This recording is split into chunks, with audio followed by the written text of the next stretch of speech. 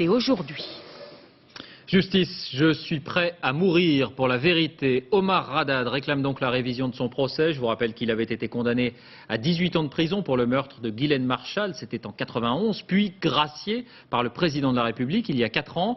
La Cour de cassation examinait sa requête aujourd'hui. C'est plutôt mal parti puisque le parquet s'y oppose. Dominique Verdaillan, Éric Mézy. Je suis prêt à mourir pour la vérité. Durant 15 minutes, Omar Haddad s'adresse au juge de la Cour de révision.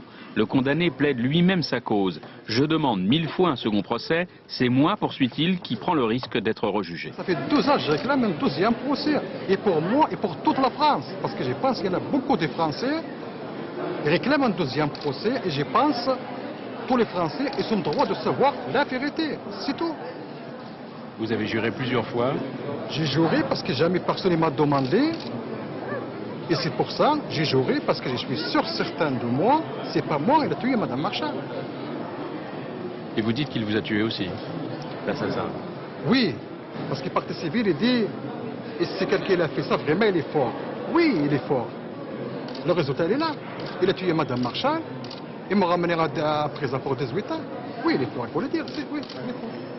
Haddad innocent, ce n'est pas l'intime conviction de Laurent Davnas. Pour l'avocat général, il n'y a pas d'éléments nouveaux, il n'y a pas de doute, il n'y a que des charges. Il s'oppose à la révision, aux grandes dames de Maître Vergès.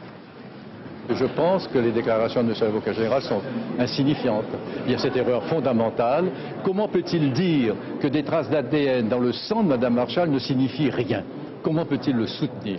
Qui a écrit Omar m'a tué? À qui appartient l'ADN masculin prélevé sur les portes, puisque ce n'est pas celui d'Omar Haddad? 12 ans après les faits, ce sont les interrogations de la défense, expertise à l'appui. Des expertises qui, pour l'accusation et la partie civile, ne remettent pas en cause la culpabilité de Haddad. Je suis réconforté par le fait que le ministère public partage mon analyse du dossier, c'est-à-dire encore une fois celle des faits et pas celle des déclarations tapageuses. Ces dernières expertises sont-elles de la propagande mensongère, comme le pense Laurent Davnas? La condamnation d'Omar Haddad est-elle abracadabrante, comme le soutient Jacques Vergès?